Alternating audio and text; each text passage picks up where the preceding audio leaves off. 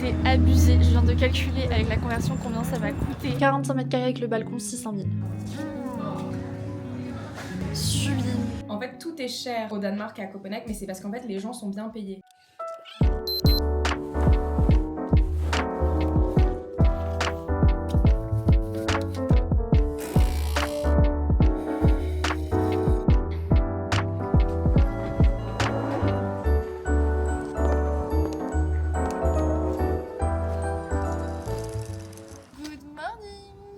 Cette nouvelle vidéo, Rise and Shine. Cette fois on a le droit à la vraie météo de Copenhague. Aujourd'hui je me suis dit que ça serait hyper intéressant de faire une vidéo sur le vrai coût de la vie à Copenhague, que ce soit en termes de courses, de transport, d'activités, d'adresse food. Première chose qu'on va faire ce matin, puisqu'une journée à Copenhague ne peut pas commencer sans ça, on va aller s'acheter un petit cinnamon roll. Là le point positif quand il fait aussi froid de bon matin, c'est qu'en fait ça vous réveille automatiquement.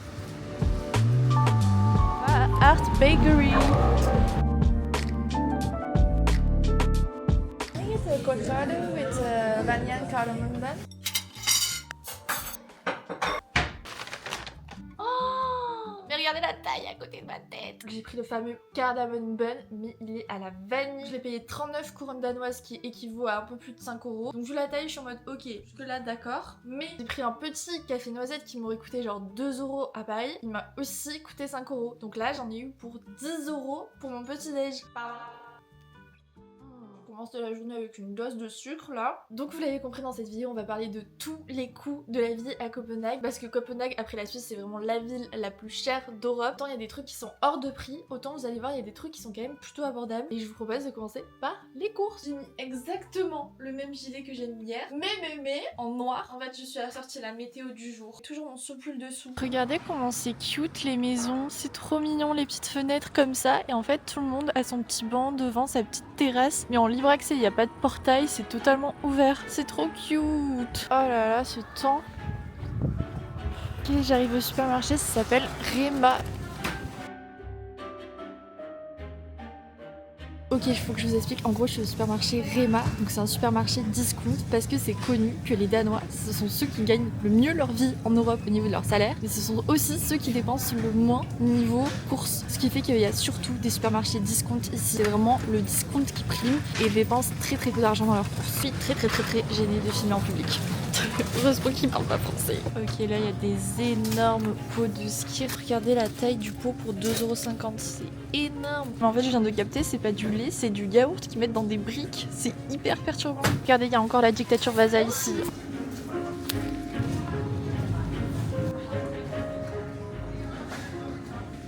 Le rayon que j'avais trop hâte de voir, c'est le rayon bonbons, parce que je sais qu'ici ils sont fans de la réglisse et j'avoue faire partie de ces rares personnes qui adorent ça aussi. Je sais pas si on se rend compte, sur tout le rayon bonbons, la moitié à partir de là jusque là, c'est que des trucs à la réglisse. C'est une folie quand même. Ça me tue parce qu'on est quand même dans un supermarché discount qui est censé avoir pas trop de choix et tout. Et regardez, en fait ils font tellement de sport ici que même dans les supermarchés type Aldi, Lidl, il y a des trucs de pré-workout, il y a des vitamines et tout. Côté pancake and waffle. Non mais ça me tue, sans manque de vitamines ici. Pareil qu'en Suède, il y a tout ça de granola, flocons d'avoine. Et là, en bas, il y a des céréales. Mais il y a rien. Ok, tout va bien. Ils ont quand même des Coco Pops. Le monde va bien.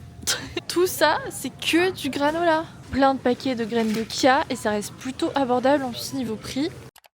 Comme d'habitude, avec la conversion de couronne danoise à euros, je ne sais même pas combien j'ai dépensé, mais je pense que je vais être aux alentours des 25-30 €. Mais comme d'hab, je fais mon petit haul et on va voir après le vrai prix. Pour mon petit déj le matin, j'ai encore pris du pain nordique parce qu'il se tient trop bien encore, et celui-là il a l'air trop bon. C'est vraiment du pain danois. Je crois d'ailleurs qu'ici pain c'est brod, ça se dit brod. Pour mon petit déj, j'ai pris du skyr vanille. Alors là, les pots de skyr, ils étaient énormes et tellement pas chers. J'ai l'impression que le skyr ici c'est un niveau au-dessus par rapport à la France, et j'étais assez surprise parce que même si on est sur des supermarchés discount, là on est sur un skyr bio au soja qui est fait au Danemark. Une boîte d'œufs qui était aussi bio. On va faire des petits œufs brouillés le matin, ça va être trop bien. Du fromage frais mais sans lactose. Je trouvais qu'il y avait beaucoup d'options sans lactose, sans gluten pour un supermarché discount. Et j'ai évidemment pris du saumon danois qui m'a coûté moins de 3 € je pense avec la conversion, donc c'est plutôt pas mal. Et pour aller avec mon petit déj, j'ai encore pris des bananes. D'ailleurs ça c'est le truc, comme je voyage souvent en train, j'essaie de penser à des choses quand je fais mes courses que je peux aussi prendre avec moi dans le train, et typiquement les bananes c'est trop pratique. En repas qui dépanne mes jeunes italiens en panique. Les raviolis végé aux champignons. Je me suis dit que le soir où je serai dans mon montage, j'aurai la flemme, ça me servira toujours. En boisson, j'ai pris celle-ci, nectarine et litchi. En fait, depuis que je suis arrivée, j'ai que des pubs en danois avec cette boisson. Donc j'étais en mode ok, le marketing, vous m'avez eu. En fait, ça se trouve, il y a de l'alcool dedans.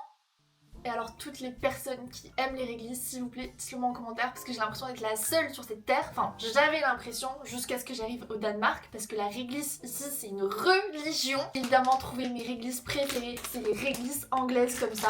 Oh là, ça j'aime trop. Une addiction. Les gens qui aiment pas la réglisse, on se comprend pas, je suis désolée. Ce soir, il y a ma cousine qui vient avec son chéri à l'appart. Comme ils m'ont invité chez eux tout le week-end, je me suis dit que c'était à mon tour de les inviter dans mon petit appart danois. Donc j'ai pris de quoi se faire un petit apéro avec des chips légumes. Ça j'ai l'impression que c'est les chips typiques d'ici au gros sel. Et évidemment des petits crackers Fasa. Meilleur combo de la terre, carottes, houmous, ma passion. Deux petites olives. Et en boisson comme on est des enfants, meilleur jus de fruits de la terre. En plus innocent, il me semble que c'est français. Et là depuis que je suis partie de la France, je vois du innocent partout. En vrai j'ai pris pas mal de choses, mais je pense que je dois être aux alentours des 25-30 €. Ce qui serait plutôt raisonnable comparé au prix qu'on paie quand on va dans des cafés, restos et tout.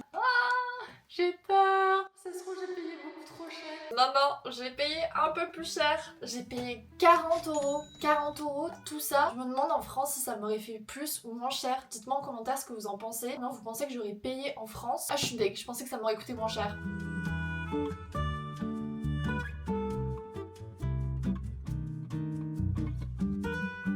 J'ai enfilé mon petit pull parce que je sentais en marchant dehors que je commençais à prendre froid au cou. Et ma phobie c'est de tomber malade pendant les vlogs, d'accord? Parce que déjà que je mange pas super bien, que je dors pas bien, là si en plus je suis malade c'est la fin du monde. Donc là le programme c'est que je vais aller manger un truc qui est censé me coûter pas cher.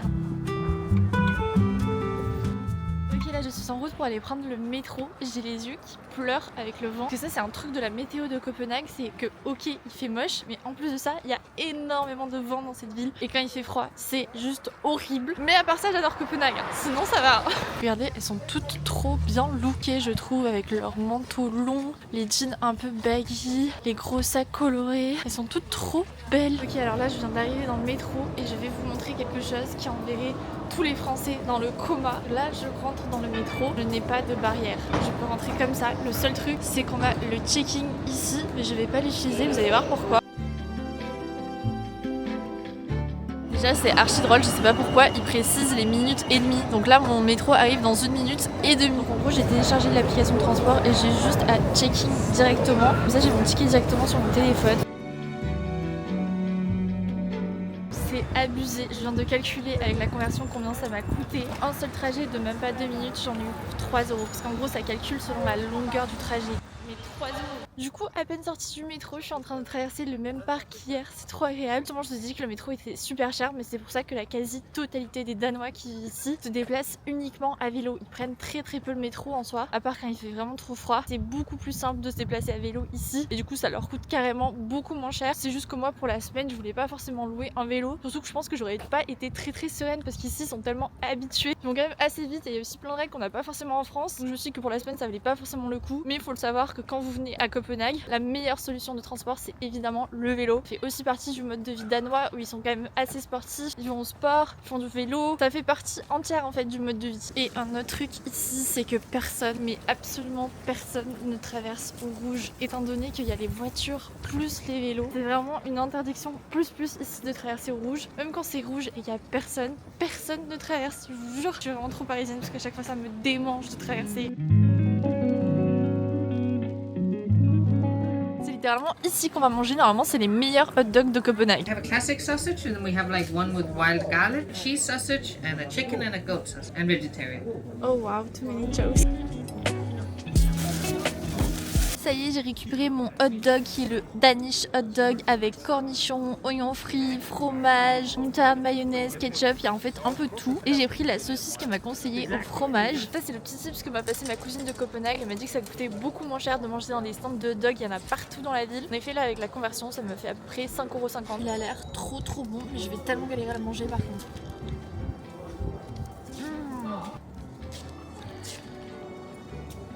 Je pense que j'exagère pas quand je dis que c'est un des meilleurs hot dogs que j'ai mangé. Il est trop bon.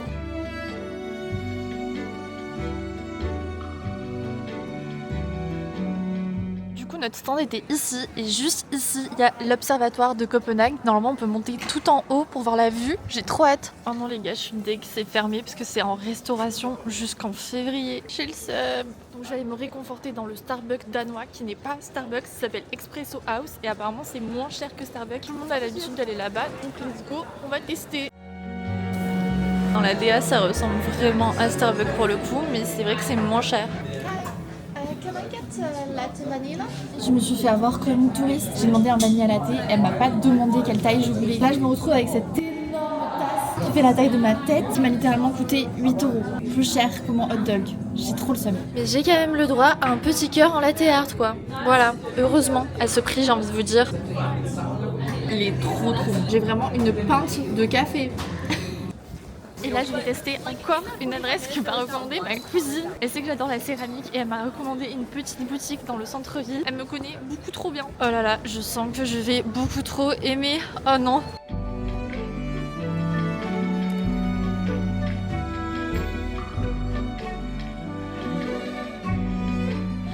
Mais c'est incroyable, il y a l'atelier juste ici. C'est trop stylé. L'atelier, c'est fou. Et c'est vert, mais je meurs. Ils sont sublimes. C'est mon paradis. Celui-là pour boire des spritz, incroyable. Non mais laissez-moi tranquille, c'est la journée des tentations. Maintenant je passe devant Pollen. Pollen à Copenhague, je savais même pas. Au secours, j'en ai marre. Make our back charms that you see in the back here. Oh nice. Oh wow.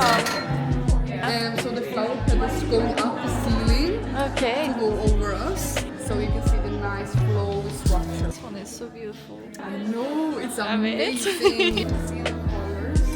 So they're based by natural materials. Okay. They are also handmade, but in Madagascar. Thank you so much, Yeah. you're so lovely. Yeah.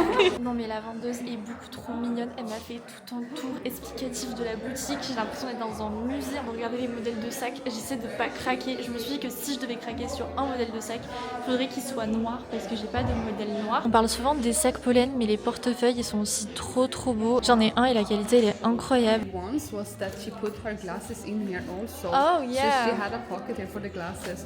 Trop cute. It's really So nice. beautiful.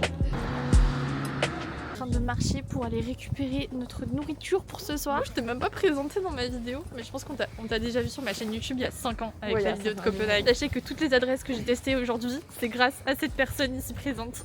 Ah ouais, non, c'est sympa.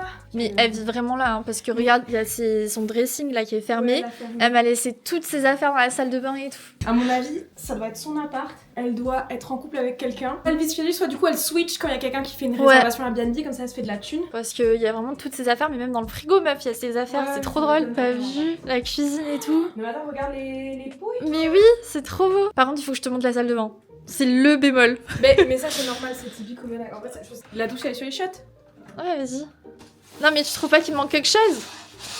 Ah, y a pas de robinet. Elle a dû faire le choix. Ouais. En vrai, franchement c'est clean. Franchement ils ont fait des travaux. Oui, non mais oui. Je pense que ça vaut combien un appart comme ça à Copenhague? FBI, elle est en train de Google l'appart. Non mais c'est vrai, hein, c'est tout public les prix des achats d'appart et tout. Ah bon? Il a été vendu en 2020 à presque 600 000 €. 45 mètres carrés avec le balcon, 600 000. Je pense qu'aujourd'hui il serait à 800 000. Ah ouais. Franchement vu le quartier, je pense qu'ils ont fait des rénovations parce que là quand même... Du coup, c'est pas demain que j'achèterai un appart à Copenhague, hein. J'anticipe vos questions parce que j'essaie de toute façon de vous partager de façon hyper transparente tous les prix que je paie depuis le début de mon voyage, que ce soit le prix de mon terrail, des trains que je réserve, des Airbnb, etc. Là, comment vous dire qu'on est clairement sur le logement le plus cher que j'ai payé depuis le début du voyage. Mais pour Copenhague et surtout pour ce quartier qui est vraiment un quartier trop bien, hyper central, où il y a plein de choses à faire et tout, c'est pas le plus cher et de toute évidence, c'est parce qu'on est sur une période très creuse de l'année. En janvier, il y a pas beaucoup de monde qui va à Copenhague. Il fait peut-être un peu froid. Mais même si on est sur une période creuse, j'ai quand même payé 110 € la nuit. J'en ai eu pour plus de 500 € avec en plus les frais Airbnb. Donc c'est un petit budget. N'oubliez pas de vous abonner peut-être.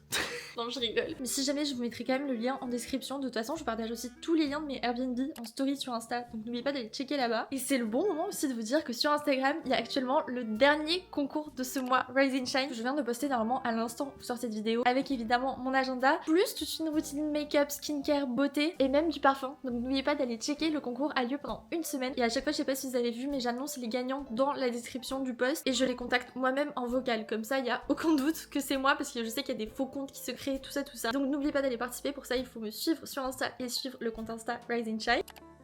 C'est bon, on a récupéré nos petits plats. Bon appétit! Copenhagen is the most expensive city in Europe, but it's also the most affordable for the people who live here. Like, if you work here, people who work here, they can afford to go out, to shop, Yeah.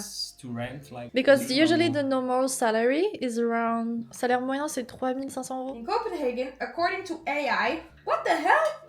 Average fucking salary is 52,000 kroners. So Okay. after taxes, like 4,500.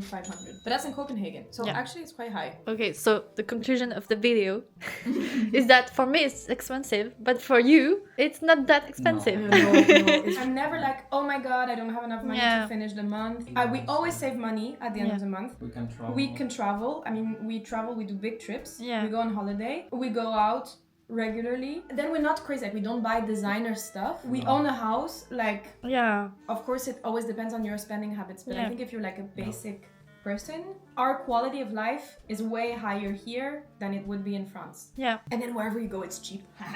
So then when you travel, you're like, oh, it's so cheap!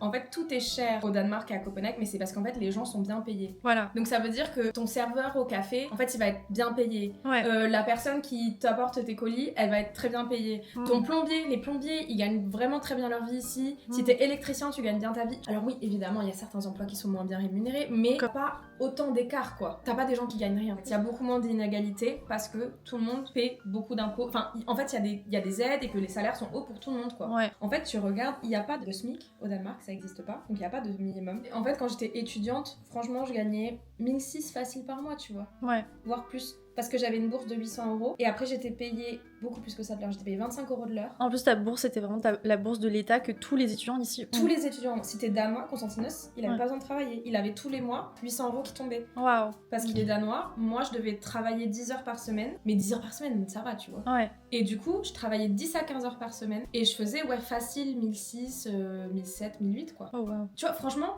alors que tu travailles même pas un mi-temps, Ouais. Ouais. tu vois, t'es bien payé quand même. Ouais. Et j'avais un contrat hyper flexible et tout. Et en plus, je pense que maintenant tu gagnes encore plus parce que du coup, il y a eu l'inflation et tout entre temps. Mm. Parce que, ah oui, je te dis de la merde, la bourse maintenant c'est pas 800 €, c'est 1000 € à cause de l'inflation.